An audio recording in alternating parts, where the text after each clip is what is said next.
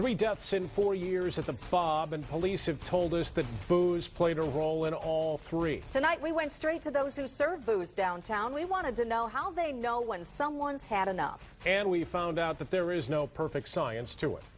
It's kind of a blurred line sometimes, and you just have to try and do the best you can. 24-hour News 8's Ryan Takeo talked to an instructor and a bartender about the challenges not to overserve. Ryan? And Sue, it's tough to do downtown with all the bar hopping that goes on here on Ionia. Tonight we found out how bartenders train to keep customers safe. All right, tall Bud Light for the eastbound guy. All right. For those serving alcohol downtown, it's a balancing act. You're welcome. When do you cut off customers? Thanks, Fran. You have to make sure that you're not over-serving, but you want people to have a good time. Yeah, absolutely. Technically, it's against the law to serve alcohol to anyone above the .08 legal limit. But does anyone actually stop serving? Do you want another beer as well? You can't be afraid to cut people off. Pepino's general manager, Mark Stank, has told us his staff does stop serving. His servers train every year and must consider several different factors. Size and weight, and gender, body fat type. This is a 1.5 ounce shot of 80 proof. You gotta know where to stop.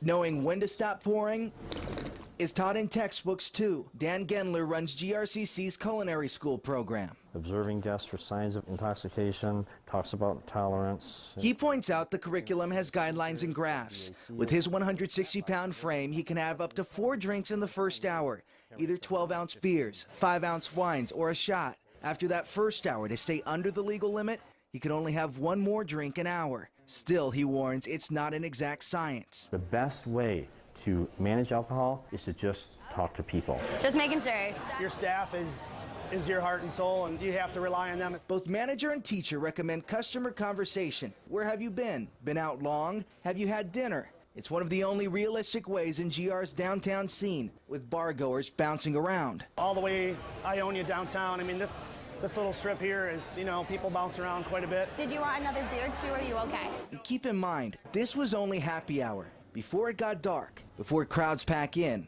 and before the real balancing act begins. You're welcome. That's a challenge when it's busy. You can't have that one-on-one interaction with customers normally. That's when bars rely on workers to notice those red flags, and they rely on their bouncers as well. We're live in Grand Rapids. I'm Ryan Takeo, 24-hour News 8.